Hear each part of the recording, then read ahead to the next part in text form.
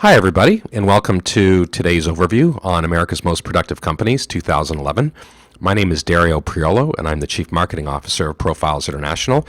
I'm going to just take 5 minutes of your time to walk you through the study. Highly encourage you to download it and to read it when you have an opportunity, but I'll just give you some highlights here. So, this was actually the third annual study that we've done of America's Most Productive Companies. And at the end of the day, we have a few different objectives that we're trying to achieve through the study.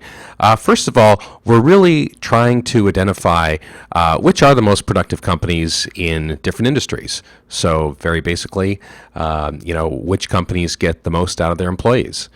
And then, in addition to identifying those companies, they actually kind of form a benchmark group. And then what we do is additional research to identify the management practices of those organizations. And then what we try to do is we compare the management practices of America's most productive companies to the management practices of their peers that didn't rank as high, and try to see whether or not there are any conceivable differences between the two. So again, it's the third year that we've done this. It's always extremely insightful. And at the end, we'll wrap up with some practical suggestions to rise to the standards of America's most productive companies. Okay, so again, this was a very big study.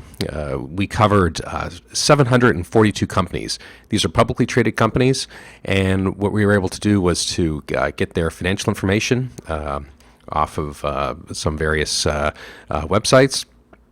And it covered 16 million employees and 153 sub-industries. So the way that we actually calculate labor productivity, it's adjusted revenue per full-time equivalent.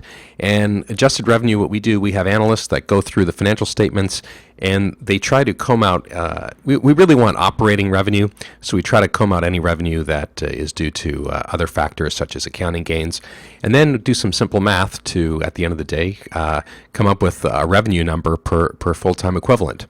Okay, and it's most meaningful when you compare like organizations. So we broke these 742 companies down into 153 sub-industries to try to compare apples to apples and form our most productive benchmark group in that manner. Okay, so that's really, at the end of the day, high level how we measure productivity.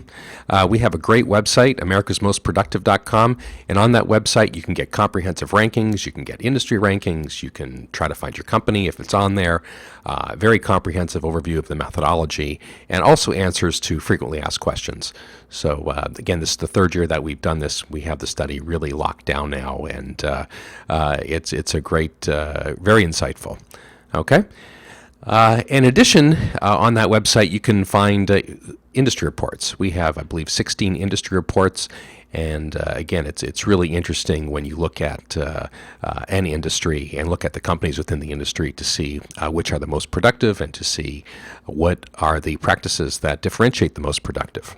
So highly encourage you to visit that website, americasmostproductive.com, and to download the full reports and to gain all of the insight that you can.